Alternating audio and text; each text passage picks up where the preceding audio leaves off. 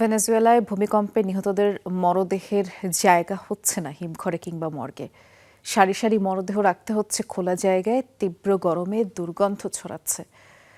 এর মধ্যে আপনজনকে খুঁজে চলেছে বহু মানুষ। নিখোঁজ প্রায় ৬০,০০০ মানুষের সন্ধানে ধ্বংসস্তূপের মর্গের সামনে ভিড় করছে স্বজনরা। সিলন টি রপ্তানিতে শীর্ষে।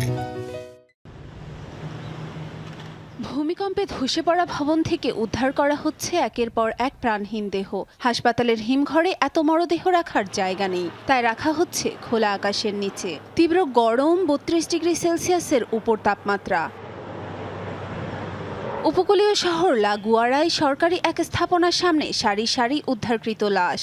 যদি মেলে প্রিয়জনের মরদেহ, সেই আশায় তীব্র রোদ মাথায় নিয়েই লাশ শনাক্তে ঘণ্টার পর ঘণ্টা অপেক্ষা করছেন স্বজনরা।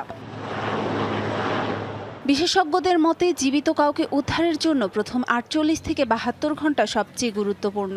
তবে খাবার ও পানির ব্যবস্থা থাকলে সেই সময়সীমা কিছুটা বাড়তে পারে। তাই ধ্বংসস্তূপের সামনে প্রিয়জনকে জীবিত পাওয়ার ক্ষীণ আশাও করছেন অনেকে।